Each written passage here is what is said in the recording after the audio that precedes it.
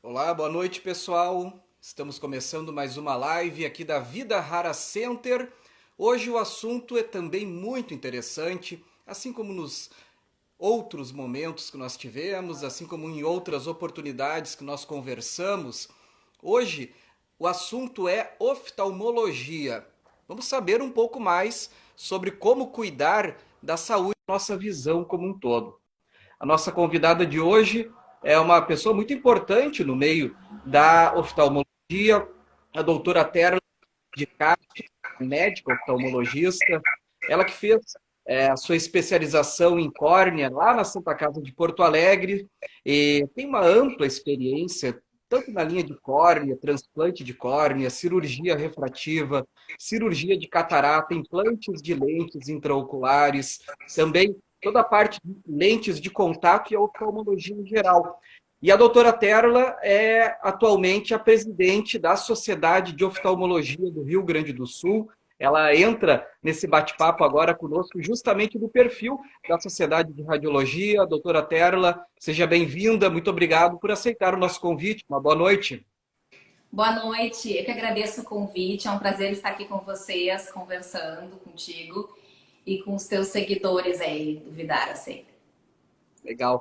Doutora, para a gente começar, eu acho que um assunto extremamente importante, talvez o mais pontual neste exato momento, né, seja o Junho Violeta. E a primeira vez que eu tive contato com essa informação, confesso que me chamou muita atenção, porque se trata justamente de um hábito que nós temos desde criança, né, e quase que diariamente, que é o de simplesmente coçar os olhos. Doutora, o que pode levar esse simples coçar dos olhos? Bem, assim, como tu disseste, um mau hábito, né? Em pessoas predispostas, tá? Que tem algum fator genético envolvido associado à alergia ocular, o ato de coçar os olhos intensamente pode fazer que uma doença que esteja numa forma muito inicial, o que a gente chama de frustra, venha se desenvolver pelo ato de coçar. E mesmo aquela pessoa que já tem o diagnóstico do ceratocone, né, que é a doença pela qual a coçadura intensa pode fazer a progressão, mesmo aquela pessoa que já tem o diagnóstico do ceratocone pode ter o seu ceratocone avançado, progredido, né? E vir a ter uma progressão da doença por conta do trauma repetitivo do ato de coçar os olhos. Então, o junho violeta é um em rede nacional, aí é uma campanha, né, médica que tem o intuito de explicar para as pessoas, né, como se previne a progressão do ceratocone. E uma delas é evitando coçar os olhos. Uhum. É uma O que que doença que se acontece? manifesta em crianças e adolescentes, né? Tá. O que que acontece, doutora, no olho quando a gente coça e o porquê que pode gerar esse problema? Então, o ceratocone é uma doença da córnea. A córnea é a parte bem da frente do colorido do olho, a primeira camada, tá? Do olho que se tem Uhum. contato depois da pálpebra. A córnea, ela é formada basicamente por colágeno e água e ela tem uma determinada curvatura. Tem Uhum. pessoas por um tipo de colágeno específico associado ao ato de coçar os olhos pela alergia ocular que vão desenvolver um aumento da curvatura da córnea. Então a córnea vai ficando mais curva, principalmente no seu centro, no ápice, formando um formato de cone, por isso o nome é ceratocone, né? Mais curva e mais fina, progressivamente. E isso vai determinar uma baixa de visão, porque a córnea, uma vez que encurva muito, acaba causando astigmatismo e miopia, né? Então isso dá uma visão fora de foco. Só que, como é uma curvatura muito irregular, é um tipo de grau que o óculos geralmente não consegue corrigir muito bem. E aí que começa o problema da pessoa, né? Que tem uma baixa de visão, tem um grau relevante causado pelo ceratocone, mas lá pelas tantas o óculos não serve mais, começa a ter que fazer adaptações de lentes de contato específicas para a doença, ou então procedimentos cirúrgicos para que remodelem a córnea, ou procedimentos em que a gente consegue fazer para evitar a progressão da doença, né? Uhum. Para que essa pessoa não acabe com um estágio muito avançado. E no estágio mais avançado, a gente acaba fazendo transplante de córnea. Mas o objetivo principal do tratamento, o médico oftalmologista, que é especialista em córnea, ele tem como objetivo principal no tratamento dessa doença evitar que a pessoa chegue a um transplante. O transplante é o último recurso que se faz hoje em dia, né? Porque apareceram os anéis, então a gente implanta anel intraestromal na córnea, o anel tem excelente resultado, remodela a córnea. Nós temos também o Crosslink, que é uma aplicação de luz ultravioleta com vitamina B2, um aparelho específico que emite luz ultravioleta, feito para isso. E esse tratamento faz com que a córnea fique mais rígida, né? O colágeno cria lamelas mais entrelaçadas, mais rígidas entre elas e faz com que daí a córnea não evolua mais tanto, não encurve mais tanto. Então, cada procedimento tem a sua finalidade, cada procedimento é utilizado num momento específico da doença, tá? Mas o que se quer com o Júnior Violeta é antes, é a gente evitar que o ceratocone se manifeste naquela criança, naquele adolescente, que talvez a doença ficasse silenciosa a vida inteira e que não fosse incomodar. Que é muito comum, sabe? Que a maioria das pessoas com ceratocone, a doença não evolui. Muitas vezes a gente descobre ceratocone por acaso em pacientes que vão fazer avaliação para operar cirurgia refrativa, querem só tirar o óculos, tem um grau de miopia, tem lá um astigmatismozinho, só querem remover os óculos, mas aí hoje em dia, graças aos aparelhos que se tem para avaliação pré-operatória da cirurgia refrativa, a tomografia de córnea, um exemplo desses aparelhos é o Pentacam. Graças ao Pentacam, a gente consegue hoje em dia fazer diagnóstico de pessoas com ceratocone que passariam a vida inteira lá, não sabendo que tem a doença, né? A vantagem disso, de descobrir isso, é que não se pode operar cirurgia refrativa em quem tem ceratocone. Porque aí sim a córnea vai descompensar, é uma contraindicação para a cirurgia refrativa. Então, mas através desse exame que se vê muitos casos de ceratocone que estavam lá quietinhos, que as pessoas nem sabem que tem. A maioria não se desenvolve, a maioria não avança. Mas existe uma minoria que tem um comportamento da doença bem agressivo, né? E é essa minoria que preocupa muito.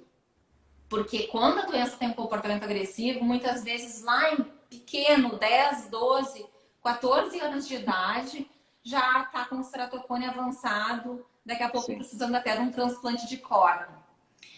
E o transplante de córnea numa idade tão jovem é muito arriscado. É um transplante de alto risco.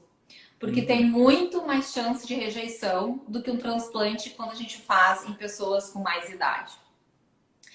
Então, a preocupação de levar uma criança para o transplante de córnea é justamente a rejeição, que é muito mais alta, a chance.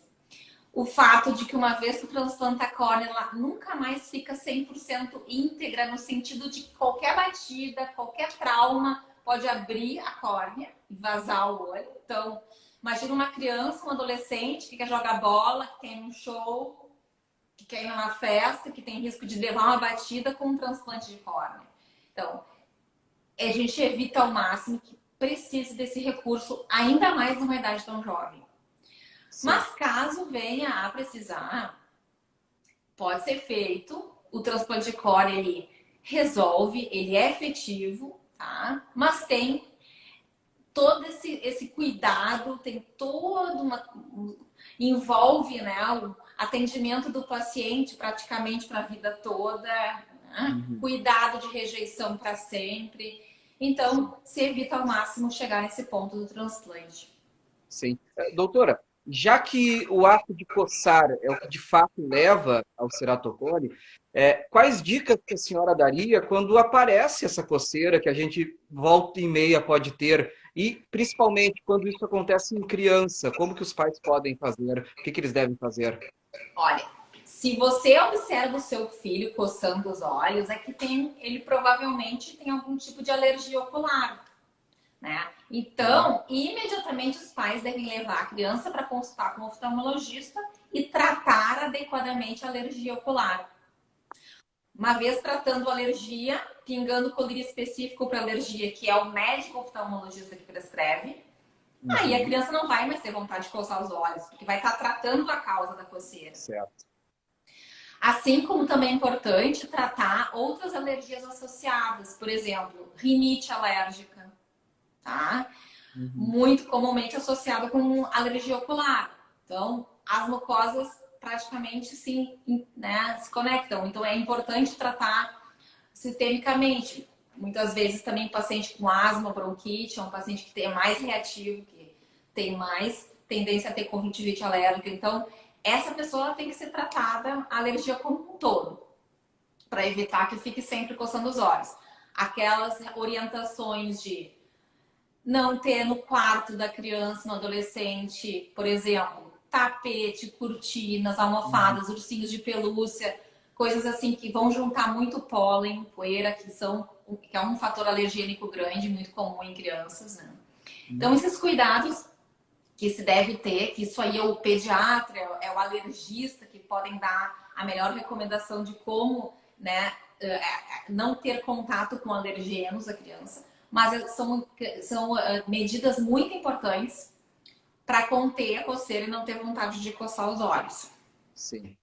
Bom, eu quero aproveitar, né, a presença da doutora Terla e convidar os amigos que já estão aqui conosco. A gente sabe que esse é um período, né, de transições, tem gente que nessa hora está começando a voltar para a academia também, mas quem estiver já conosco, por favor, mande essa mensagem para outras pessoas, né? Clique ali no aviãozinho, espalhe um pouco, e a gente vai falar ainda de alguns outros assuntos muito importantes nesse bate-papo aqui com a doutora Terla. Falando nisso, doutora, a senhora toca num ponto que eu acho que é fundamental, que é colírio é remédio. Remédio prescreve é o médico. Eu gostaria que a senhora falasse um pouquinho sobre isso, né, destacando os perigos que se pode ter ao pegar ali aquele colíriozinho que está todo mundo acostumado, né, que a avó tem na gaveta já faz 15, 20 anos, às vezes está ali, e usa o mesmo colírio, né? Qual o perigo disso tudo, doutora? Excelente ponto. Bem, como tu disseste, os colírios são medicamentos e como todo medicamento podem ter efeitos adversos, ok? Exceção apenas são aqueles colírios usados como lágrimas artificiais, lubrificantes, que mesmo assim, em determinadas situações, são lubrificantes específicos que a pessoa precisa. Então, de qualquer forma, é interessante mesmo que tenha sido orientado também pelo oftalmologista. Mas fora a questão do lubrificante ocular, que diria é inócuo, qualquer outro tipo de colírio requer a prescrição médica, a orientação médica de tempo de uso, quantidade de vezes por dia, né? Qual é o olho que vai pingar, por quanto tempo. Então, assim, depois de aberto, esse colírio vai durar quanto tempo? Vai precisar conservar na geladeira? Não vai precisar conservar na geladeira? Porque existem efeitos adversos. N efeitos adversos, como por exemplo, os colírios que contêm corticoide, que é um tipo de anti-inflamatório, muito usado na oftalmologia, eles podem levar a catarata, a glaucoma. O glaucoma leva a cegueira irreversível se não for tratado. Se a pessoa fica usando continuadamente, né, por conta própria, um colírio com corticoide que pode estar subindo a pressão do olho e causando glaucoma, lesão do nervo óptico e cegueira, se ficar usando por conta própria, depois não vai ter o que fazer. Então, catarata também. Então, às vezes é um jovem, uma pessoa que ia ter catarata só aos 75 anos e apresenta catarata cedo, tem que submeter a uma cirurgia, né, desnecessária naquela época, muitas vezes ter que aí se ausentar do trabalho, gastar em medicações, justamente porque usou um colírio por conta própria. E veja bem, é muito frequente nós vermos isso no consultório, não é pouco comum, não. Tá? Não é pouco comum. Colírios com corticoide podem ser comprados, infelizmente, no Brasil, sem receita médica. Nos Estados Unidos ou em outros países não pode comprar sem receita médica. No Brasil é só quando tem antibiótico.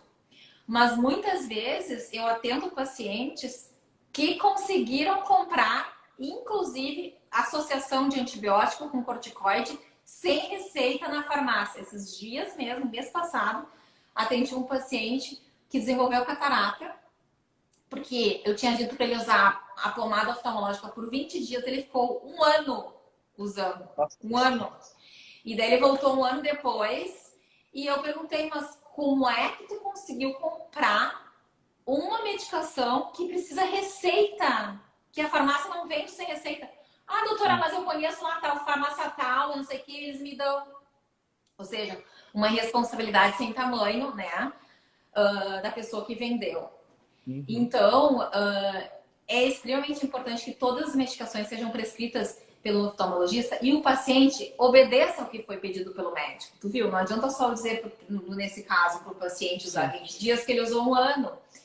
O paciente precisa obedecer às recomendações, porque se o médico está falando que é um número X de dias, é porque existe motivo para ser aquele período, né? Uhum. Para evitar muitas complicações. Vou te dar um outro exemplo. Um paciente com olho vermelho.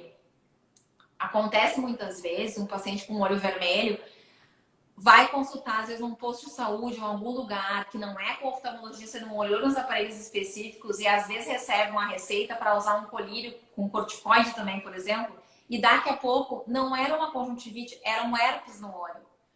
Herpes no olho, quando tem contato com corticoide, a evolução da doença é muito pior.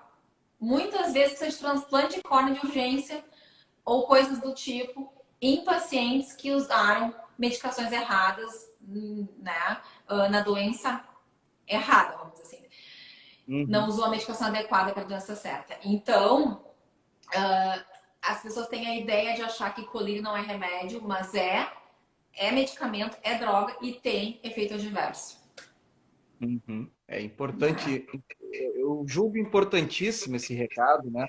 Porque, infelizmente, as pessoas no Brasil, como a senhora mesmo disse, têm acesso aos medicamentos com uma certa facilidade e ainda se acredita muito no Brasil, e até essas lives aqui da Vida Rara Center tem justamente esse intuito também, né? As pessoas acreditam muito em quem não devem acreditar, na verdade, e contestam muito os profissionais que estudam, os cientistas que estudam, os médicos que tanto estudam 10, 15 anos ou mais, às vezes, para estabelecer parâmetros, para saber o que receitar ou não. Então, por isso até, né, eu destaco mais uma vez a importância desse recado, a importância dessa mensagem, né, para passar adiante, para tornar a informação correta, verdadeira, concreta, né, com uma fonte adequada, tornar essa informação acessada por mais gente. A gente está vivendo no país um momento que é muito delicado e que mostra muito isso, né, muito dessa realidade brasileira. A gente está recebendo aqui já pergunta, doutora, e a Lise Beretta, olha só, a mensagem dela é bem interessante, é justamente uma pergunta que eu já ia fazer para a senhora. Então, fechou mesmo, né? A Lise pergunta como o uso do celular e do tablet pode afetar a visão das crianças e dos adolescentes. Né? A gente vê cada vez mais crianças cada vez menores fazendo uso desses equipamentos eletrônicos. Eu me lembro quando eu era criança, que se dizia pelo menos assim, olha, tu não pode ficar muito tempo na frente da TV. Tu não pode ficar com a TV ligada no brilho máximo. Não olha a TV de tão perto. E hoje, o celular é justamente tudo isso, né? A gente olha muito de perto, o brilho no máximo e uma exposição muito prolongada. O que isso pode causar na visão das crianças, doutora? E a partir de que idade que as crianças podem ter acesso a esse tipo de equipamento? Bom, então vou começar pela tua última pergunta. Uhum. Até os 2 anos de idade é proibido. Tá? A criança não pode ter contato com eletrônicos. Apesar de ficar muito engraçadinho, bonitinho, né? Uhum. Distrair, mas é proibido. Tá? Acima de 2 anos de idade, até os 6 anos de idade mais ou menos, é no máximo 1 hora por dia. Tá? A partir de 6 anos de idade, o que se recomenda é de 2 horas por dia ou aquilo que a família consiga regular como certo, normal. Porque Uhum. se entrega daí aos pais, né, o controle disso. Né? Sim. Ah, mas doutora, qual é o tempo? O tempo, os pais vão determinar, porque os pais vão saber qual é a rotina daquela criança, quanto tempo ela de fato precisa ficar no eletrônico. Porque hoje em dia a gente sabe que muitas vezes a criança precisa, por isso questões de estudo, não só por agora na época do Sim. Covid-19, mas muitos acessam muitas vezes ao dia a internet para estudar. Bom, muitas vezes é inevitável. Tanto é que existe hoje em dia no mundo uma epidemia de miopia, tá? Hoje em dia, em torno de 25, 28% da população é míope. Se Meu Deus. acredita que até 2050, 50% da população mundial será míope. E isso é só por causa dos dispositivos eletrônicos? Assim, muitas coisas estão envolvidas na formação da miopia. O que que acontece? Uma criança pequena, exposta aos eletrônicos, ela não está ainda com a visão formada, tá? Uhum. A criança, ela forma a visão até em torno de 7, 8 anos de idade.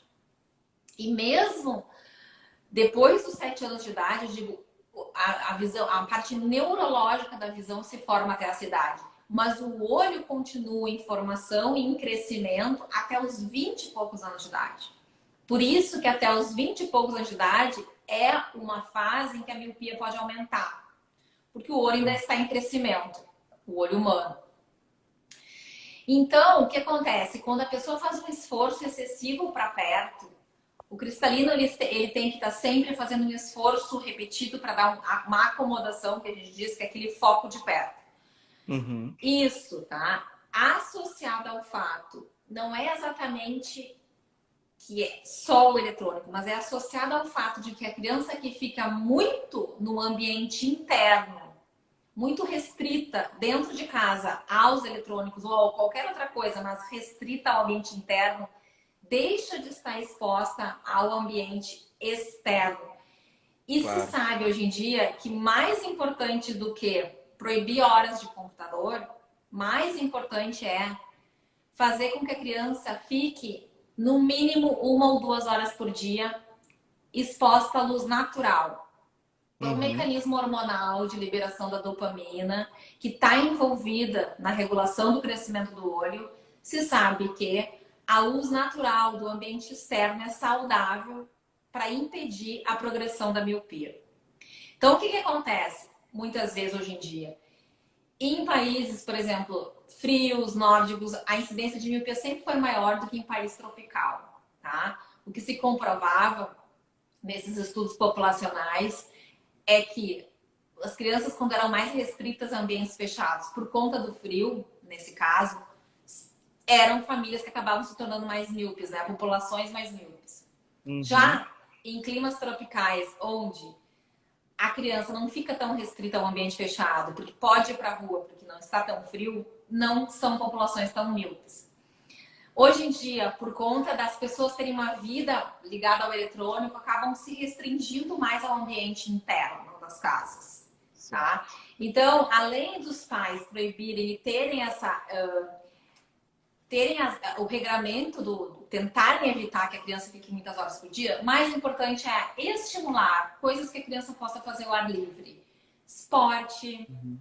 qualquer passeio, até né, eu brinco com meus pacientes. Tu não tem um cachorrinho, leva para passear, vai para a rua. Né? As pessoas hoje em dia, até por conta da violência, as crianças estão muito restritas, né? A gente tem medo de sair na rua. Então, que se crie situações para a criança ficar em ambiente externo. Não precisa ficar lá olhando para o sol, não é isso. Pode ser na árvore, embaixo da árvore, pode ser numa sombra, mas que não fique na luz artificial o dia inteiro. Uhum. Então, por esses mecanismos, como eu expliquei, de crescimento ocular, de regulação da dopamina, de regulação do crescimento do olho através do hormônio, de liberação de hormonal quando vai para a rua, tudo isso associado ao aparecimento da miopia. Tá? Uhum. E claro, tem fator genético também envolvido, tá? Se sabe que tanto o fator genético quanto o fator ambiental são importantes na questão do desenvolvimento da miopia. Lógico que quem tem pais míopes tem mais chance de ser míope, né? Como os pais. Interessante. Doutora, passando essa pergunta para o meio adulto, propriamente. E aí eu vou trazer um relato próprio, né? Vou fazer uma consulta aqui já com a senhora. Como a gente tem tido tanto acesso realmente a celular, o celular se tornou uma ferramenta também de trabalho, né? Invariavelmente aqui em casa, mesmo tendo TV grande e tudo mais, a gente acaba muitas vezes vendo o YouTube no celular, a gente acaba muitas vezes acessando muito mais o celular do que a própria TV. Isso pode gerar sei lá, se uma acomodação da visão ou coisa do gênero, porque o que eu sinto parece que o olho desacostumou a ver de longe, Tá. entende? Sim, olha só. No adulto, ficar muito tempo olhando para perto não causa nenhuma doença nos olhos, tá? Uhum, O que pode ser prejudicial aos olhos é a emissão da luz azul que as telas fazem, uhum, tá? Que não é uma coisa assim, uma causa direta, vou ter lesão macular por estar exposto à luz azul. Não, mas se sabe que tem mais chance de lesão na retina, quem fica exposto demais às luzes. Tanto é que hoje em dia os óculos geralmente tem já esse filtro da luz azul, né? uhum. Que é extremamente importante. Não vai causar uma doença ficar focando demais para perto. No máximo que pode acontecer é te dar um espasmo, que a gente chama de espasmo de acomodação, ou seja, uma miopização, mas que não é verdadeira, é uma miopização. O olho fica mais míope pela contração do cristalino e não porque o olho realmente cresceu de tamanho e virou um míope. É uma Uhum. miopização transitória. Por isso que quando a pessoa está olhando para perto muito tempo e vai olhar para longe, muitas vezes está desfocado lá longe. Mas é porque o olho estava focando muito tempo para perto, daí acontece como um delay, né? Para fazer o foco lá longe. Aham. Tá? Isso não vai causar nenhum mal, nenhuma doença, mas pode causar cansaço, cefaleia, né? Um cansaço exagerado ao longo do dia, ardência nos olhos, desconforto. Uhum. Né? E muitas vezes precisa sim consultar com o oftalmologista para ver se esse delay aí no foco não está relacionado com algum grau que a pessoa tenha, que não está sendo corrigido, e está aí usando as telas, usando o celular, precisando de um óculos, ou precisando ajustar os seus óculos para um foco melhor, para que consiga, com mais facilidade, exercer essas atividades longe e perto, sem que desfoque. Sim. Já outro caso é a pessoa que tem mais de 40 anos. Eu tô vendo que tem menos, né? Menos de Ainda, 40 ainda. anos, por isso que tu dá esse delay no foco. Mas a pessoa que tem mais de 40 anos, daí começa a presbiopia. A Uhum. presbiopia é aquela falta de visão para perto por uma esclerose do cristalino, por um envelhecimento do cristalino. E aí, isso realmente determina uma visão ruim desfocada para perto. Né? Só que no Uhum. inicinho da presbiopia, a pessoa ainda consegue focar para perto e quando olha para longe está desfocado. Mas não é, o problema não é o longe, o problema é que está tendo que fazer um esforço excessivo para perto que antes não conseguiria antes fácil e agora não consegue mais. Certo. Lá, quando vai passando os anos e a pessoa tem lá 45, 50 anos, aí de fato não enxerga para perto. Só vai conseguir focar melhor para longe, caso não tenha nenhum grau, mas para perto vai acabar precisando de óculos, que é a presbiopia, a famosa vista cansada, né? E hoje em dia, a esmagadora maioria das pessoas trabalha nas telas, em frente às telas, Uhum. né? Então, é muito importante a prescrição do óculos, principalmente nessas pessoas na faixa acima de 40 anos de idade. Muitas Uhum. vezes estão fazendo um esforço excessivo para cumprir com as suas atividades profissionais e não estão se dando conta que aquele esforço excessivo, aquele cansaço extremo no final do dia é a presbiopia que está começando e ainda não se entregou aos óculos. Uhum. Então, e existem óculos hoje em dia específicos que a gente prescreve para pessoas que usam o computador, que deixa a visão muito mais confortável. Então, aí essa pessoa vai acabar precisando, não tem como não usar. Aham. O Éder está perguntando aqui, bem interessante a pergunta dele também, doutora. Trabalho 12 horas em frente ao computador Por acaso tem alguma relação com a doença da conjuntivite? Pois eu peguei sem sair de casa, penso que pode ser por causa do meu trabalho. Tem alguma relação, doutora? Não, né? Olha, se ele não teve contato com ninguém com olho vermelho, se ele realmente não saiu de casa, nem nenhum familiar teve olho vermelho, é muito provavelmente ele não teve uma conjuntivite viral, infecciosa. Uhum. Talvez fosse uma conjuntivite alérgica. Existem outras causas de conjuntivite que não são causas infecciosas. Ah, A sim. alergia a conjuntivite alérgica dá um quadro muito similar a uma conjuntivite viral.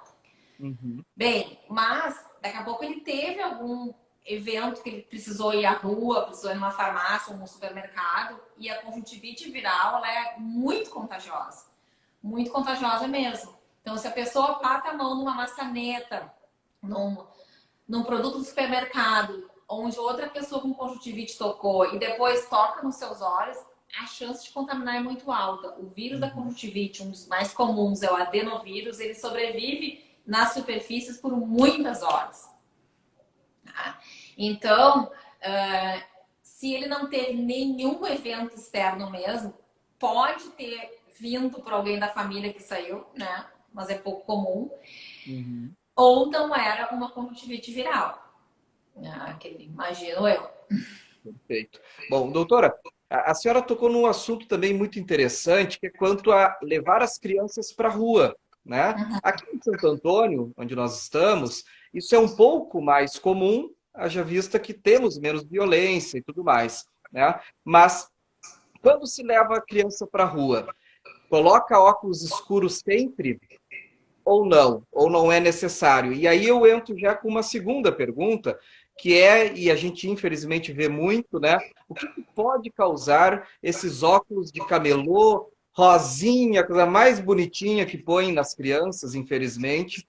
E a gente vê os caras vendendo na beira da praia, muitas vezes, né? Ou mesmo no vendedor de rua, enfim. O que que isso pode causar? E é necessário usar sempre óculos escuros também nas crianças? Sim, a proteção ocular nas crianças também é importante. Só que nós temos só que tomar cuidado em algumas coisas. Por exemplo, as lentes não podem ser escuras demais nas crianças, para não Uhum. bloquear a visão, porque a criança está no desenvolvimento, na fase de desenvolvimento da visão. Então, antes dos 8 anos, a criança está formando a visão. Então, se é um óculos escuro demais que vai impedir ela de enxergar com um foco bom, isso não é bom, tá? Uhum. E não expor a criança aos óculos de sol muitas horas por dia. A criança pode usar, deve usar, mas não muitas horas por dia os óculos de sol, os solares. Mas, tanto criança, adulto, qualquer idade, não devem comprar óculos sem procedência, óculos do camelô, óculos do vendedor ambulante da beira da praia, jamais. Porque Uhum. é preciso ter 100% de certeza que os óculos têm proteção contra os raios ultravioleta. Perfeito? Existem aparelhinhos que medem essa proteção. Nas óticas tem, alguns consultórios de oftalmologia tem, que é possível verificar se o óculos tem a proteção. Ele tem que ter 400 nanômetros de proteção. Aí tem proteção máxima, Uhum. tá? Que o sol, os raios solares, os raios ultravioleta podem provocar nos olhos? Muitas coisas. Desde lesões nas pálpebras, que podem ser carcinomas, melanomas, podem provocar no globo ocular pterígio, que é uma lesão, um tecido que cresce sobre a superfície ocular, pode causar catarata, também pode causar no olho carcinomas e melanomas, pode causar degeneração na mácula. Tá? Então, são várias patologias que Uhum. acontecem por conta da exposição ao sol. Então, muito importante que as pessoas se protejam sempre com óculos solares e comprem de ótica, mas peçam também na ótica o certificado de garantia desse óculos, porque eu já Perfeito. atendi pacientes, no meu consultório eu tenho um aparelhinho que afere se tem proteção contra os raios ultravioleta, pacientes comprando óculos, inclusive de grau solar da ótica, sem proteção ultravioleta, tá?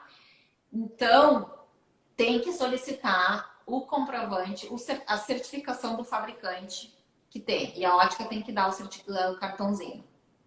Perfeito. É importante esse recado, né? Porque não quer dizer que porque é numa ótica, num prédio bonito, numa sala bonita, que infelizmente não possa ter também pessoas de má índole, né, doutora? Elas estão, infelizmente, espalhadas pelo Pois nosso meio, né? E acontece, a gente sabe, né? Mas assim, quiçá então do vendedor ambulante. Aí justo. a chance do óculos não ter é enorme, vamos dizer, É, né?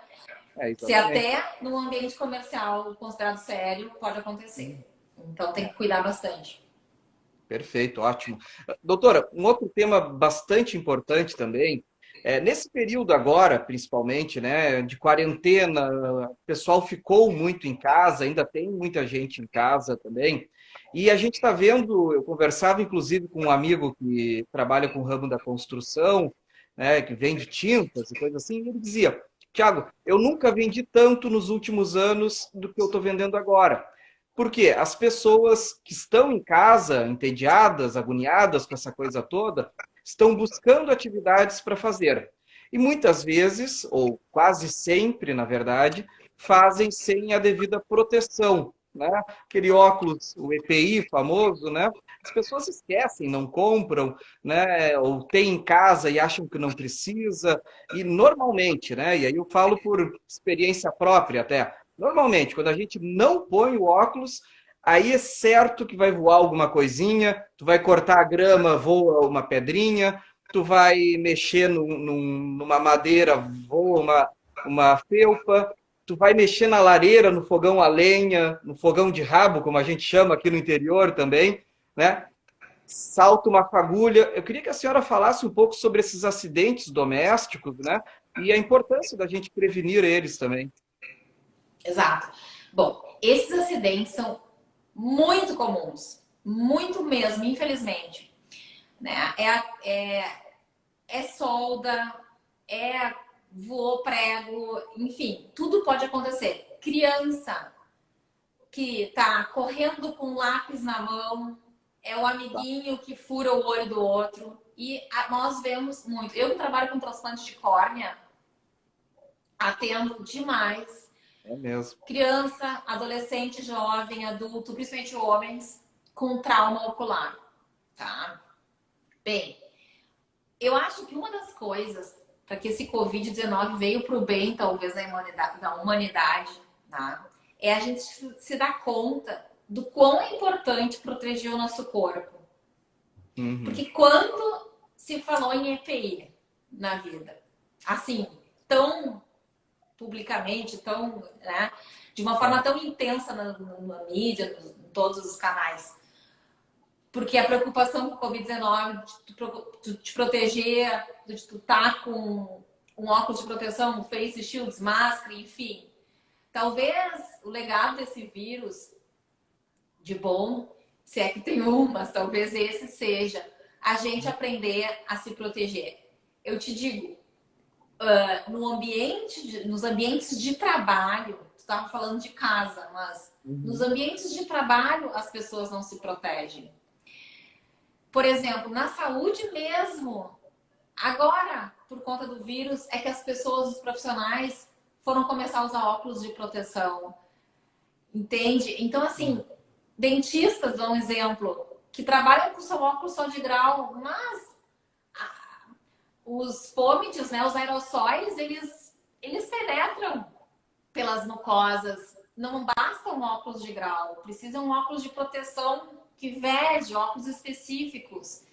Todos os profissionais da área da saúde precisam usar, que lidam com sangue, com secreções, com aerossóis. Profissionais da construção civil. Devia ser obrigatório todos usarem óculos de proteção vedado, porque em Uhum. qualquer momento a gente cansa de ver para atender paciente que caiu cal no olho, provoca uma queimadura, destrói o olho. É mesmo. Uma queimadura de cal, destrói o olho. E o cal é super comum em obras, né? Uhum.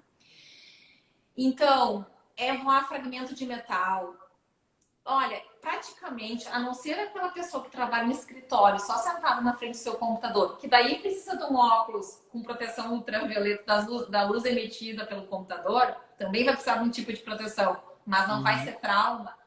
Muitas profissões precisam, né? Metalurgia, enfim. A gente pode citar várias aqui. Sim. Em casa, não, também precisa uma hora que vai fazer um serviço doméstico e que aí, despreparado, acontecem muitas vezes traumas que estragam a vida da pessoa para o resto da vida.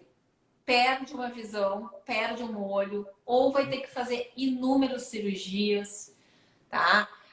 O trauma pode perfurar córnea, pode perfurar cristalino, pode desenvolver catarata, pode descolar a retina, enfim, pode dar infecção, perder o olho. Então, é muito importante isso que tu comentou sobre a proteção ocular. Nas óticas, hoje em dia, existem esses óculos de proteção para vender, que têm a certificação CA, né? Que são óculos que resistem a impacto.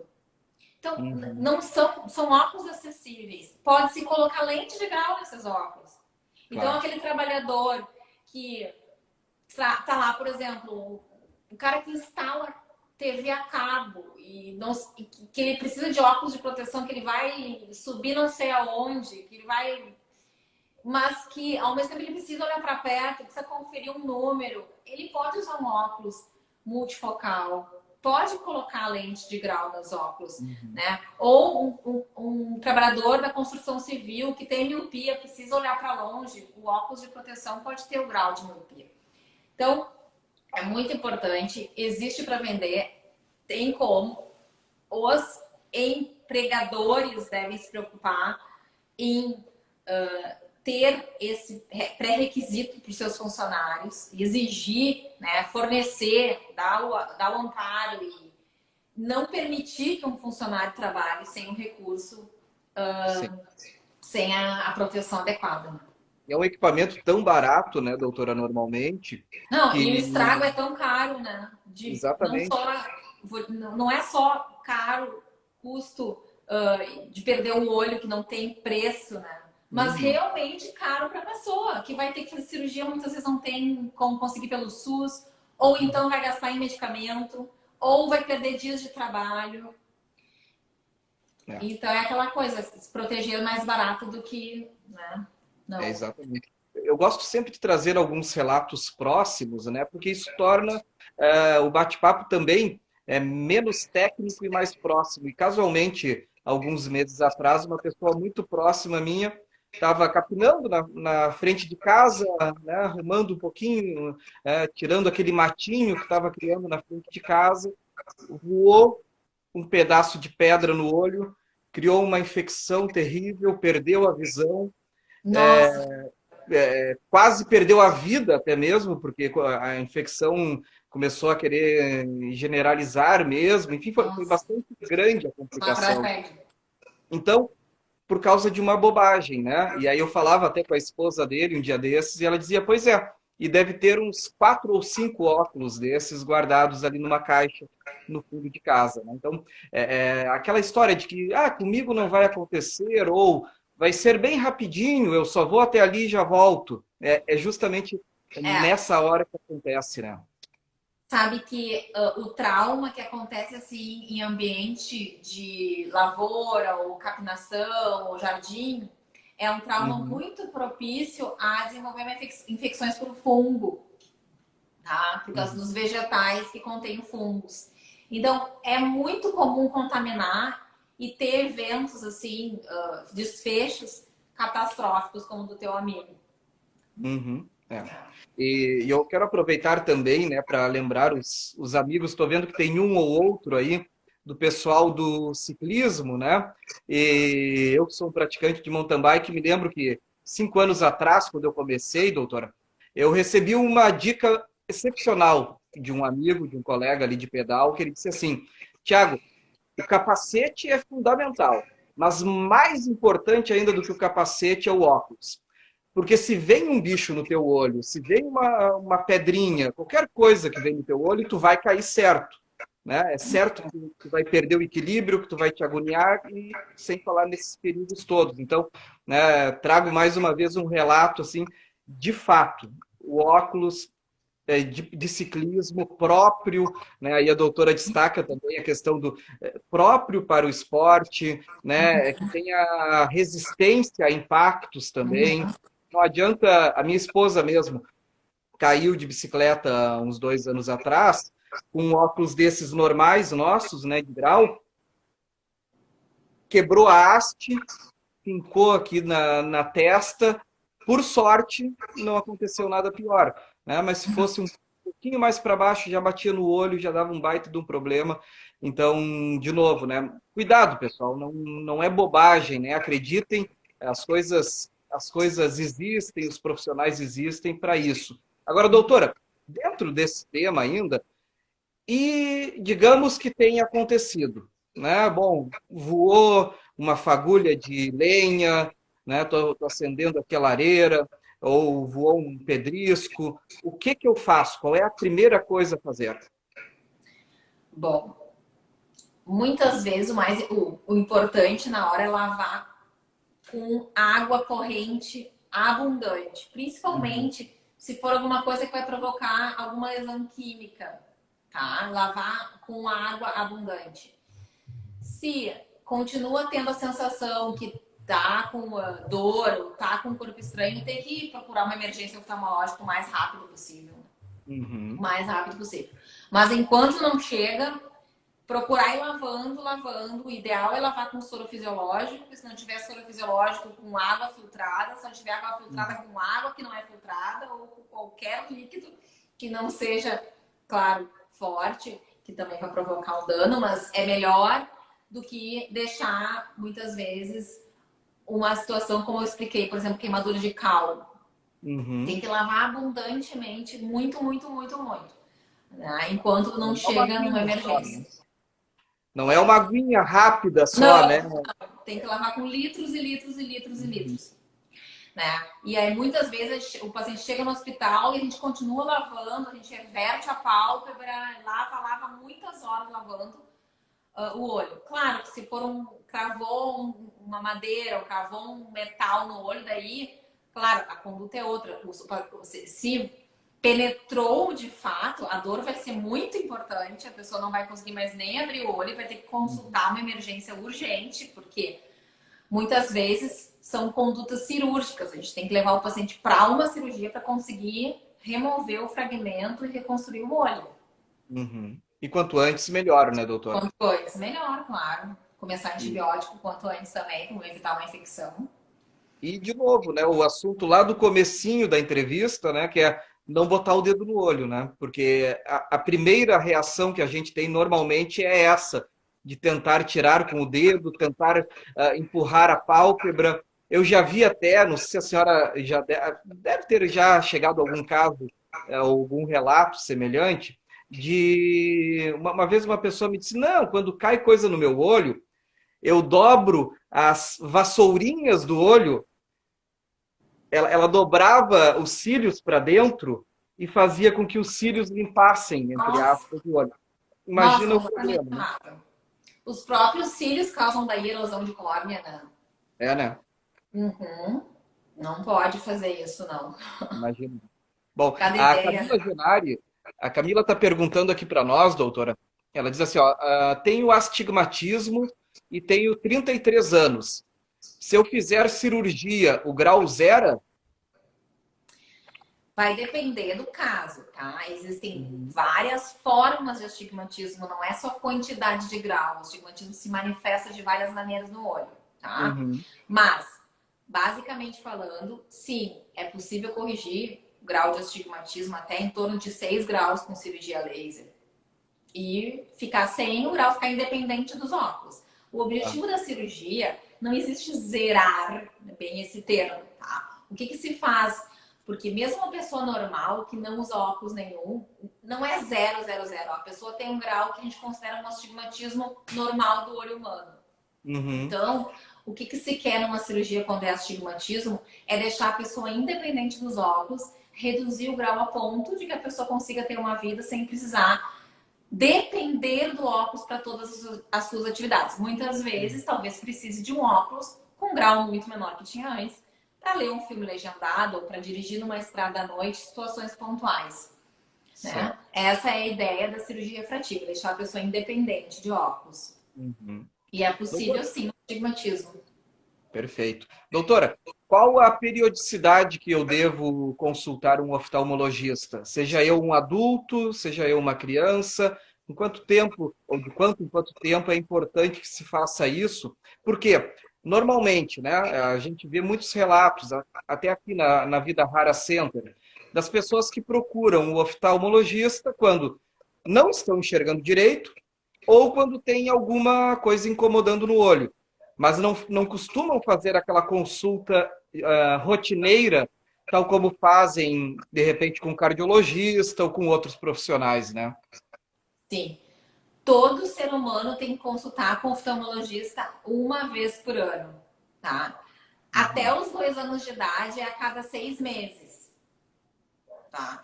Depois as consultas são anuais, durante a Uhum. vida toda, especialmente na fase de adolescente, adulto jovem e em maiores de 40 anos. Porque são fases em que doenças oculares se manifestam.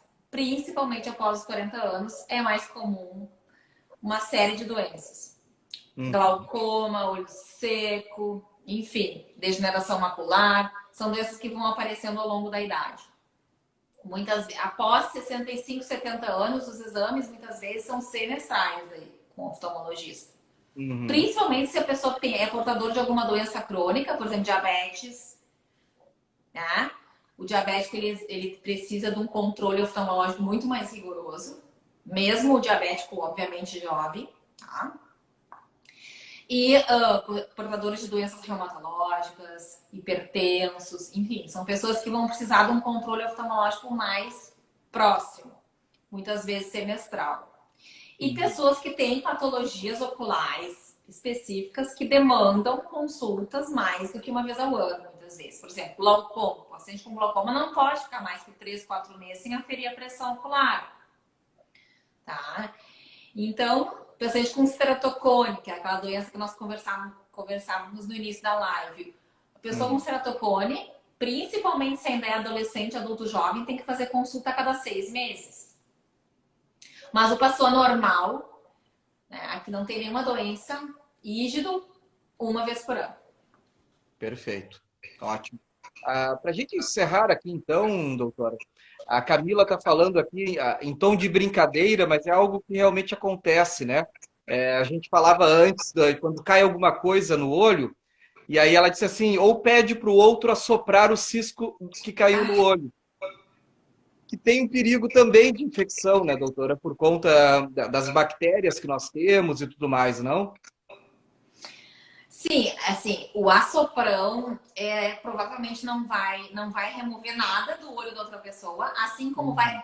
adicionar risco à outra pessoa, né? Aham. Porque a nossa saliva contém inúmeras bactérias, assim como pode conter vírus também.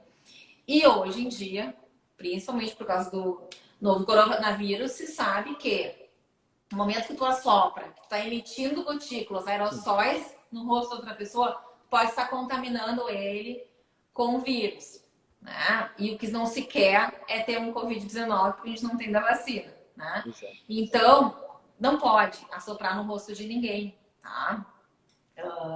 Muito menos para tentar tirar um cisco, porque não vai conseguir, né? Muito Uhum. corpo estranho no ocular, tu tem que lavar muito, lavar abundante o corpo estranho, fazer leves massagens palpebrais.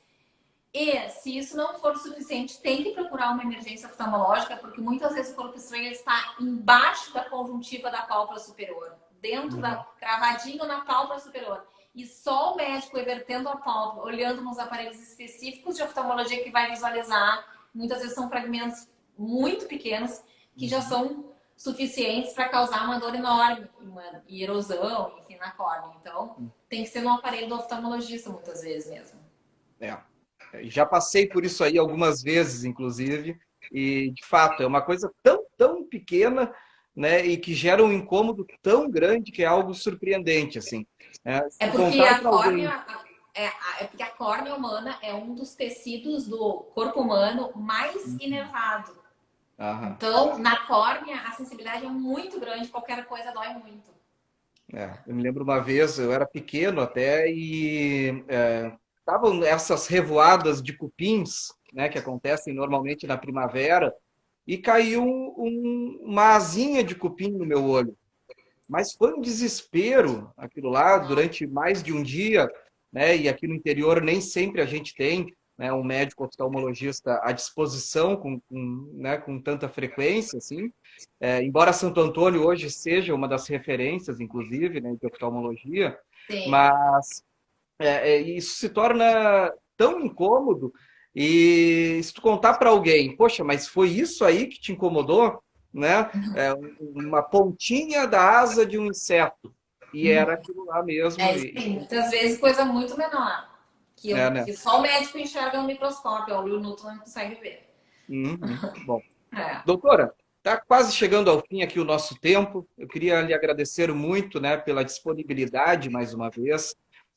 Quero destacar que a Vida Rara Center tem esse projeto de fazer essas lives, como a gente disse lá no começo, justamente porque o nosso slogan, né, que é relacionado à essência de saúde e bem-estar. Então, a gente quer justamente trazer informação de qualidade ao mesmo tempo que traz um certo entretenimento a quem está em casa nesse momento tão delicado, né? E propiciando sempre informações com relação à saúde, né? Que é tão importante e como a gente disse também, né? A gente vive num país em que infelizmente as pessoas às vezes preferem muito aqueles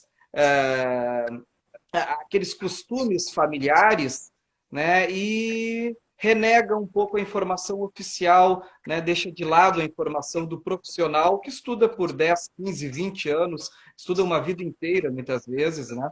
É, eu tenho amigos médicos também e a gente às vezes fica até assustado com o quanto o médico precisa estudar e permanecer estudando a vida inteira. Então, destaco mais uma vez, e assim me despeço da senhora, a importância, né, de se ouvir quem entende, se confiar em quem estuda de verdade, doutora.